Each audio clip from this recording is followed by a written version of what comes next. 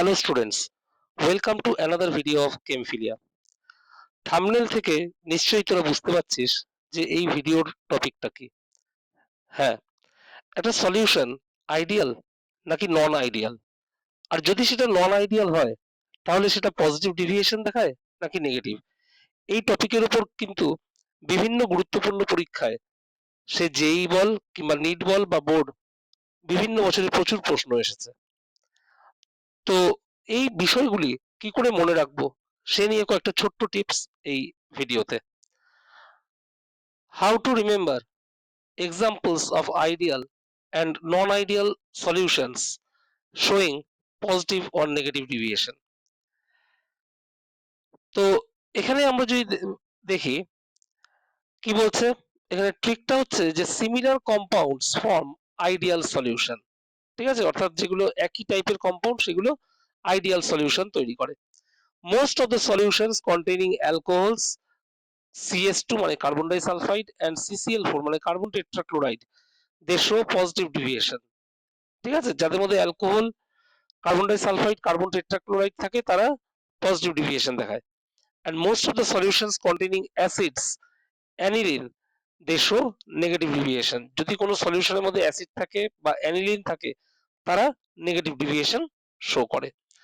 তো আমরা এখানে যদি এক্সাম্পল গুলো দেখি তাহলে এটা ক্লিয়ার হয়ে যাবে।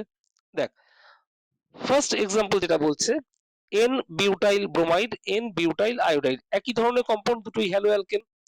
ঠিক আছে, দুটোই 1 ডিগ্রি, তাহলে এই দুটো একই টাইপের কম্পাউন্ডের সলিউশন, তার মানে এটা কিন্তু আইডিয়াল সলিউশন হবে। বেনজিন টলুইন, বেনজিনও একটা হাইড্রোকার্বন, টলুইনও একটা হাইড্রোকার্বন, তো এদের মিক্সচারও একটা আইডিয়াল সলিউশন। ক্লোরোবেনজিন ব্রোমোবেনজিন দুটোই হ্যালোয়ারিন, তাহলে এদের মিক্সচারও ideal solution.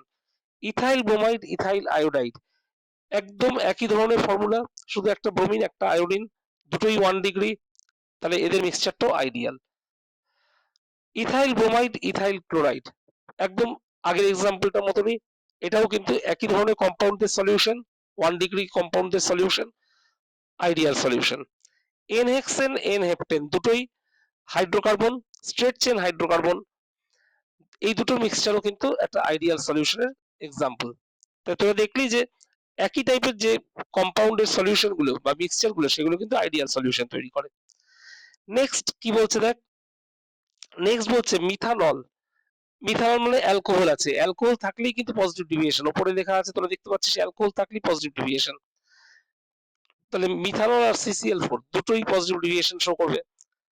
Methanol second example, methanol আর ওয়াটারের মিক্সচার, এখানেও অ্যালকোহল রয়েছে, পজিটিভ ডিভিয়েশন। 3 নম্বরে ইথানল আর ওয়াটারের মিক্সচার, এখানেও অ্যালকোহল রয়েছে, পজিটিভ ডিভিয়েশন। 4 নম্বরে ইথানল প্লাস সাইক্লোহেক্সেন, এখানেও অ্যালকোহল রয়েছে, পজিটিভ ডিভিয়েশন। 5 নম্বরে অ্যাসিটোন প্লাস কার্বন ডাইসালফাইড রয়েছে, তাহলে এটা পজিটিভ ডিভিয়েশন। 6 নম্বরে CCl4 অর্থাৎ কার্বন টেট্রাক্লোরাইড প্লাস টলুইন, তো এখানেও CCl4 রয়েছে, তার মানে পজিটিভ ডিভিয়েশন। 7 নম্বরে CCl4 মানে কার্বন টেট্রাক্লোরাইড আর ক্লোরোফর্মের মিক্সচার, এটাও পজিটিভ ডিভিয়েশন শো করবে। 8 নম্বরে ইথানল, অ্যালকোহল আছে, দেখতেই পাচ্ছিস অ্যালকোহল আর অ্যাসিটোন, অ্যালকোহল আছে মানে পজিটিভ ডিভিয়েশন।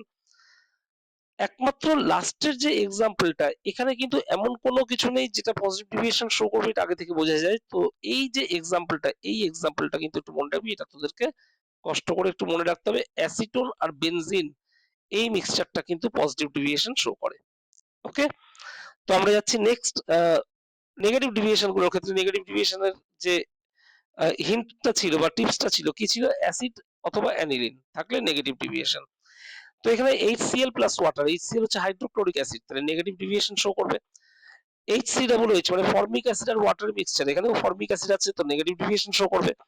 তারপর একটা অ্যাসিটিক অ্যাসিড আর ওয়াটার মিক্সচার, অ্যাসিটিক অ্যাসিড হচ্ছে একটা অ্যাসিড, তাহলে এটাও নেগেটিভ ডিভিয়েশন শো করবে।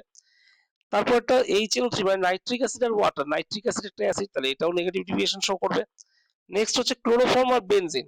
আচ্ছা, এখানে বলে কি ক্লোরোফর্ম যেটা CHCl3, এটা কিন্তু মনে রাখবি একটা, এর মধ্যে কিন্তু একটা অ্যাসিডিক নেচার রয়েছে, এ কিন্তু H+ ছাড়তে পারে, তাহলে এটাও কি মনে রাখবি নেগেটিভ ডিভিয়েশন।